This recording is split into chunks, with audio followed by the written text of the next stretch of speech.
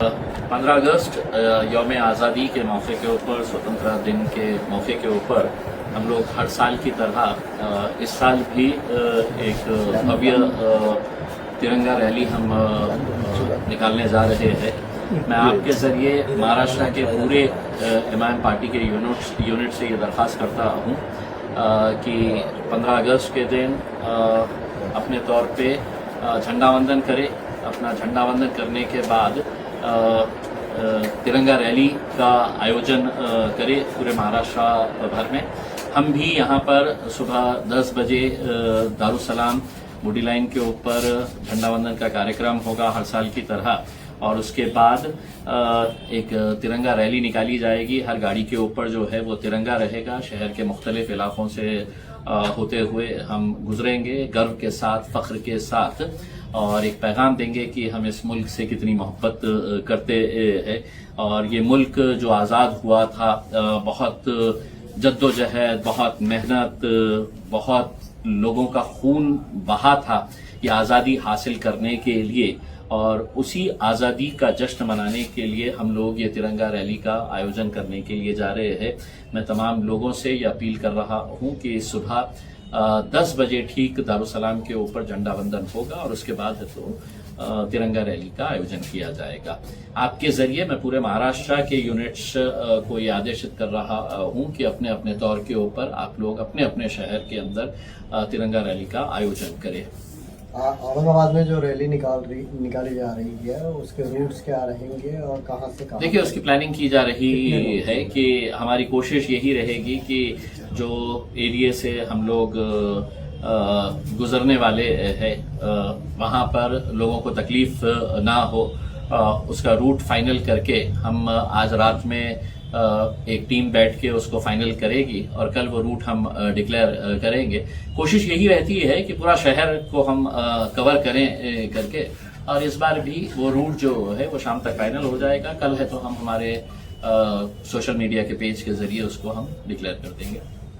कल जो है सर सीएम भी है और जी, काफी सारे नेता हैं। जैसे कि आपका आदर्श का आंदोलन में आपने कहा था कि 15 अगस्त को अगर आपकी डिमांड पूरी नहीं होती तो फिर आप घेराव। नहीं, मैंने 15 अगस्त का नहीं कहा था, मैंने 17 सितंबर का कहा था। जी जी कि जब मराठवाड़ा मुक्ति संग्राम दिन होता है, मराठवाड़ा जब आजाद हुआ था निजाम के चुंगल से, तो वो दिन जो है वो तमाम सरकारी दफ्तरों के ऊपर रोशनाई की जाती है, सीएम साहब आते हैं, भव्य कार्यक्रम होता है।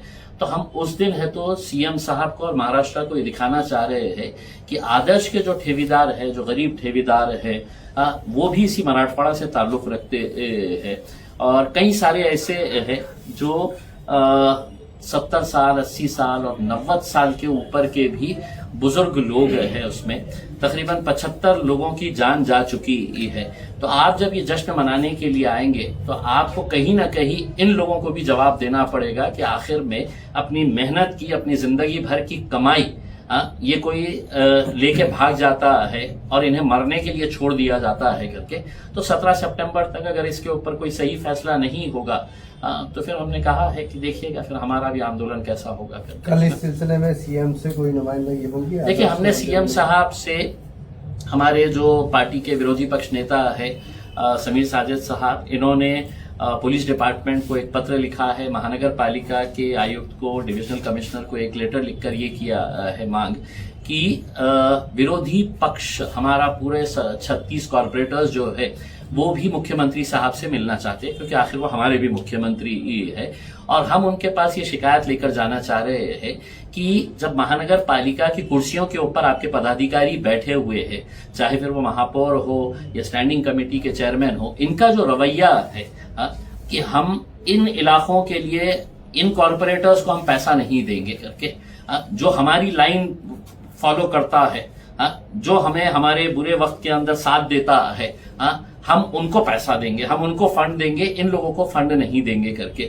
तो हम मुख्यमंत्री साहब से ये कहना चाह रहे हैं कि अगर शहर का विकास करना है तो पूरे शहर का विकास होना चाहिए। आप सिर्फ चंद इलाकों का अगर विकास करने का अगर सोच रहे हैं तो वो ओवरऑल डेवलपमेंट नहीं हो सकता है।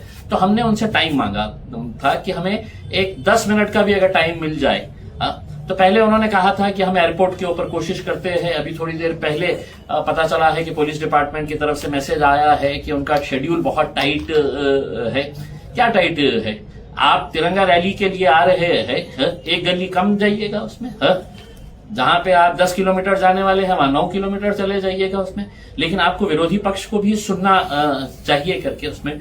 तो फिर अभी मैसेज आया है कि 36 की जगह 4-5 लोग अगर आ जाए तो हम उसके लिए कोशिश करते हैं करके। तो हमारी विनती है पुलिस डिपार्टमेंट से कि हमारे भी मुख्यमंत्री है देवेंद्र फडणवीस साहब, और हमें भी अपनी शिकायत उन तक करने का मौका फराहम किया जाएगा। सर, सदन में FCRA बिल जो है JPC को सौंपा गया है। विपक्ष ने भी इसे अल्पसंख्यक विरोधी बताया है। आप क्या देखिए, ये मैं जिस वक्त खासदार था उस वक्त भी ये बिल लाया गया था।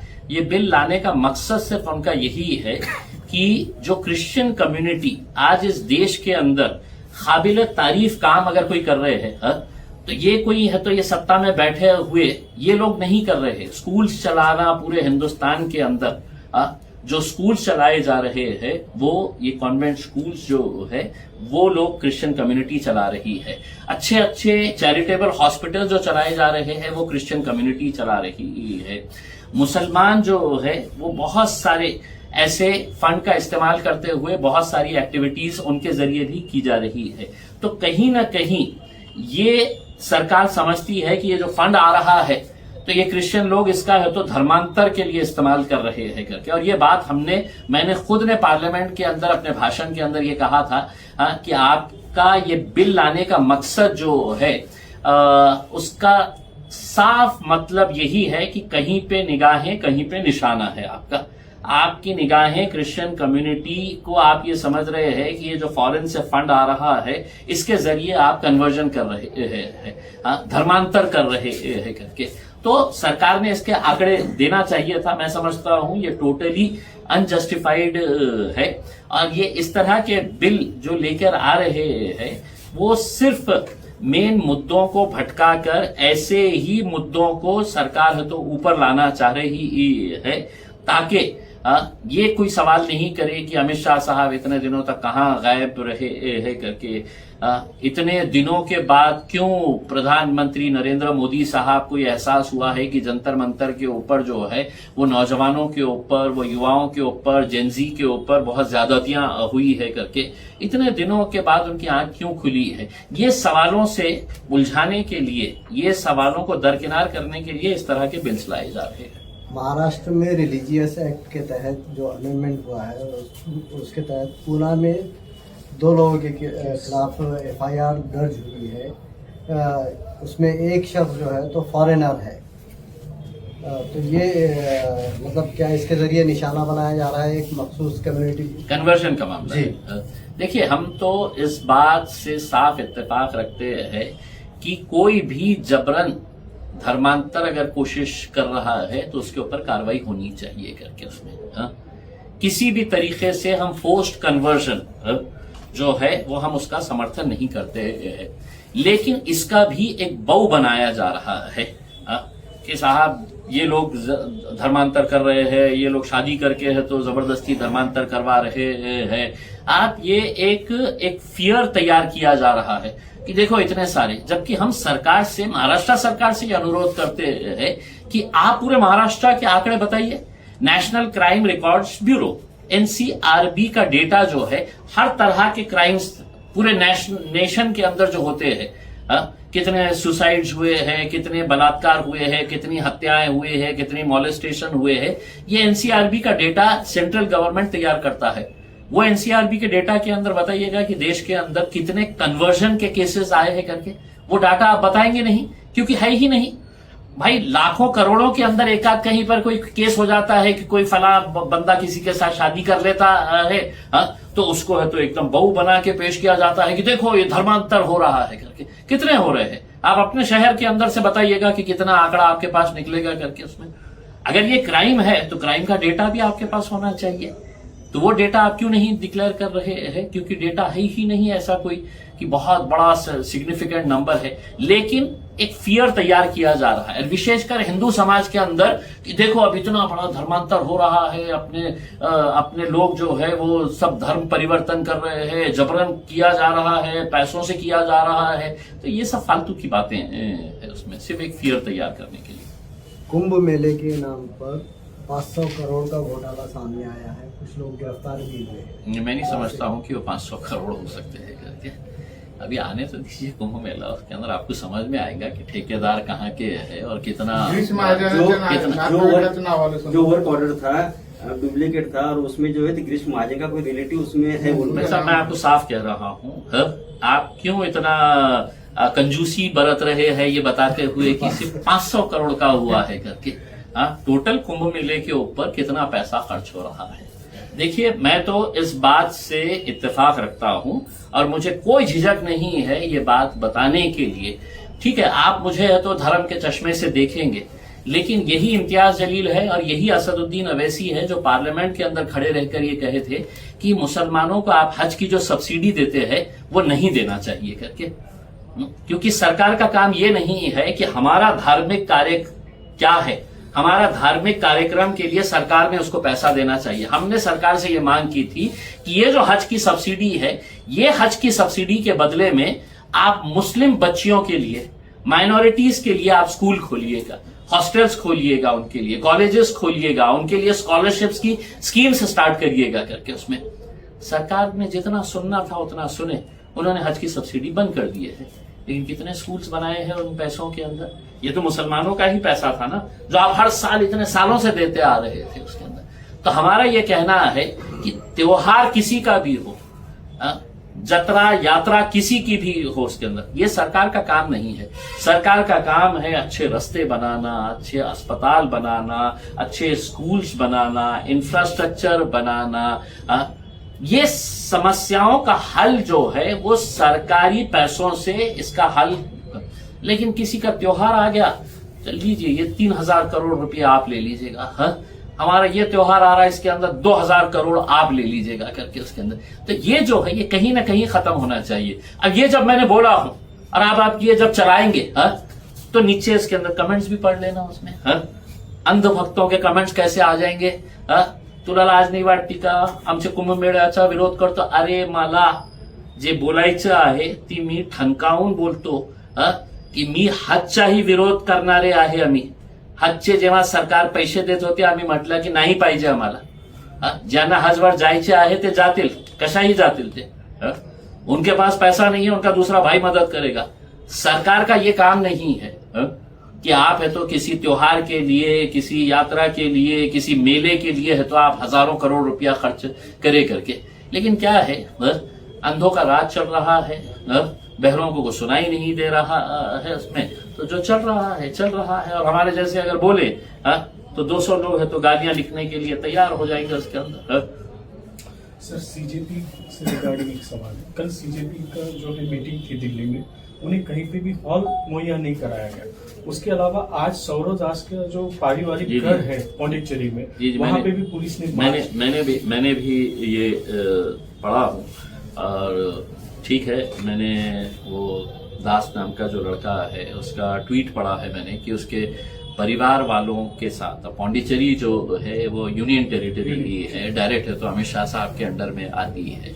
संदेश क्या जाता है कि तुम अगर हमारे खिलाफ अगर रास्ते के ऊपर आएंगे तो हम तुम्हें ही नहीं तुम्हारे पूरे परिवार को हम परेशान करेंगे करके। उसके परिवार का क्या कसूर है और क्या लीगल तरीके से कोई एक मीटिंग कहीं पर हॉल में नहीं ली जा सकती है उसमें।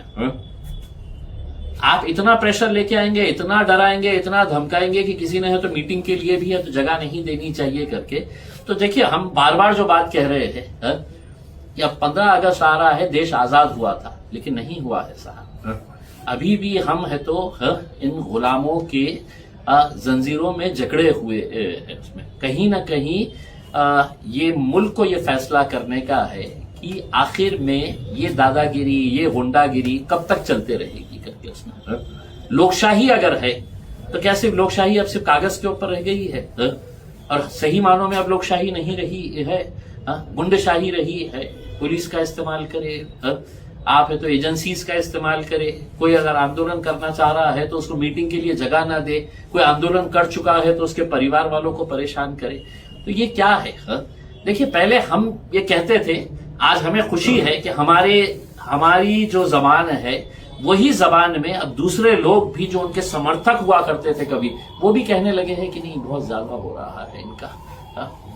तो वक्त सबका आने वाला है। तरुणांना कुठेतरी सरकार घाबरते का आता? जे काही तरुण ज्या पद्धतीने आता समोर येत आहेत, त्यांचा विरोध करत आहे सरकारचा, हे पाहून कुठेतरी सरकार घाबरल्यासारखं वाटते? मैं नहीं समझता हूं कि देखिए, सरकार ने सबसे अच्छा हथियार अपने पास जो रखा है, वो सारे एजेंसीज उन्होंने अपने कब्जे में कर लिए हैं। और दुर्भाग्यवश, मैं आप लोगों को किसी को नहीं कह रहा हूं, आप लोग तो अपने अपने तौर के ऊपर अच्छा काम कर रहे हैं, लेकिन बड़े बड़े मीडिया हाउसेस जो है उन्होंने अपने जेब में रखे हैं। तो अब वो मीडिया हाउसेस वही दिखाते हैं जो उनके आका उनको बताते हैं। भाई, वरना आप ये बताइएगा कि जंतर मंतर के अंदर सीनियर एडिटर्स क्यों नहीं उतरे थे? बड़े बड़े संपादक जो रोड के ऊपर खड़े रह के है तो ऐसे आंदोलनों के अंदर आते थे कवर करने के लिए, क्यों बिल में छुपे थे? क्यों छोटे छोटे रिपोर्टर्स को बेचारे भेज रहे थे करके उसमें? क्योंकि उन्हें भी मालूम था कि जनता आप समझ चुकी है कि तुम किस एजेंडे के जरिए काम कर रहे हैं करके। अमित शाह पार्लियामेंट में नहीं आते हैं और स्पीकर को चिट्ठी लिखकर बोलते हैं कि मैं है तो 36 घंटे तक पार्लियामेंट में हर चीज का जवाब दूंगा। देखिए, मैंने भी पार्लियामेंट में अल्हम्दुलिल्लाह 5 साल बैठा हूं। ये बहुत आम सी बात है कि पार्लियामेंट जो है वहां पे है तो मोदी साहब भी नजर नहीं आते हैं कई दिनों तक, और अमित शाह साहब भी नजर नहीं आते।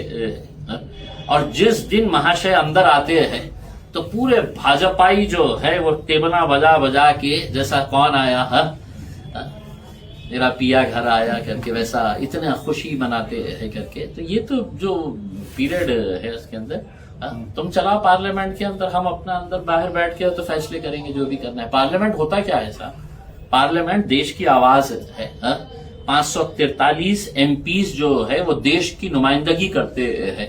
देश में क्या अच्छा है, क्या बुरा है, क्या होना चाहिए, क्या नहीं होना चाहिए, वहां पर ये फैसले लिए जाते हैं। और वहां पर वो फैसले लेने वाले ही जो है मुखिया, वही मुखिया जो अंदर नहीं आ रहे हैं तो फिर कौन सवाल करेगा? नांदेडमध्ये नुकतीच